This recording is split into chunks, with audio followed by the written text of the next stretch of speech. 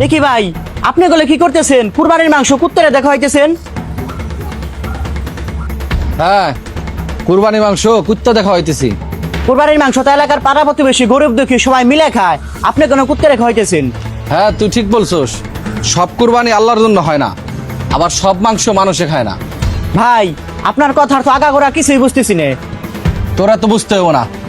এই নে ব্যাগ, ঘরে আর 2 ব্যাগ মাংস আছে। আশেপাশে কোন কুত্তা পাইলে খাওয়াই দে।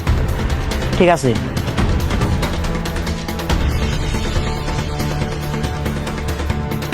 না না ভাই, কি যে কন, আমি নিজেই তো 2 লাখ টাকার গরু কোরবানি দিছি।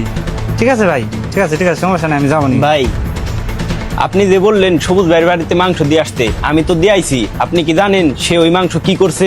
কি আর করবো, গরিব মানুষ মনে হয় সাথে সাথে রান্না খেয়াল আইছে। না ভাই, সে আমাদের কুরবানির মাংস কুত্তে দেখা হইতেছে। কি কি কইলি তুই? হ ভাই, কুত্তে দেখা হইতেছে।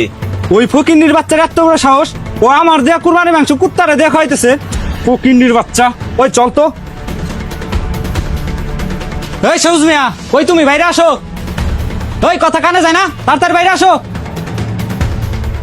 তোমার এত বড় সাহস, তুমি আমার দেয়া কুরবানি মাংস কুত্তারে দেখা হইছাও? জুয়েল ভাই, আপনার কি মনে হয় আপনার দেওয়া কুরবানি মাংস মানুষের খাওয়ার উপযুক্ত? কেন, কি হয়েছে? আমি তো হালাল ভাবে ইসলামের বিধি বিধান মেনে কুরবানি দিছি, তাহলে এই মাংস কেন মানুষ খাইতে পারবো না? আপনার মাংস কেন মানুষ খাইতে পারবো না জানেন? কারণ আপনি সুদ খান। সুদের টাকা খাওয়া যেমন হারাম, সুদের টাকা কোরবানির মাংস খাওয়া হারাম।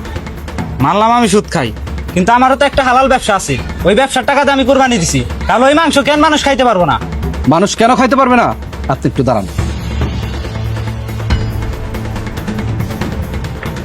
জল ভাই, এই গ্লাস থেকে কিছু দুধ আপনি খান। দুধ? দুধ খামো কিসের জন্য? আমি আপনাকে যেটা বলছি সেটার উত্তর দেন। ভাই, এইখান থেকে একটু দুধ খান, আপনার উত্তর আপনি এখনই পেয়ে যাবেন। ঠিক আছে, দেন।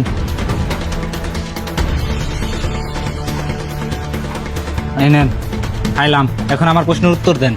1 মিনিট ভাই।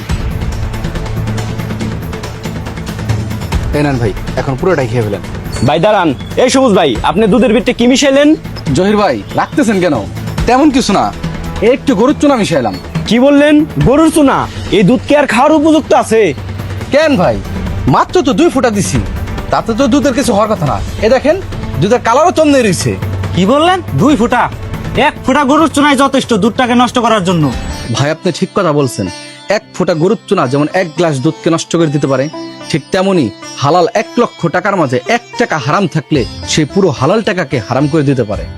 আপনি যেমন 1 গ্লাস দুধের মধ্যে থেকে 1 ফোঁটা গরুর চুনা আলাদা করতে পারবেন না, ঠিক তেমনি আপনার সমস্ত একত্রিত করা টাকার মধ্যে থেকে ওই হারাম টাকাকে আলাদা করতে পারবেন না। ভাই, আমি এইভাবে কখনো চিন্তা করে দেখিনি। ভাই, আমি আমার নিজের ভুলটা বুঝতে পারছি, আমি আর কখনো সুদ খাবো না। ওই জহির, চল। হালাল রুজি ছোট হলো বরকত আছে, হারাম মিশ্রিত সম্পদে বরকত নেই। আল্লাহ তাআলা আমাদের হালাল রিজিক দান করুন।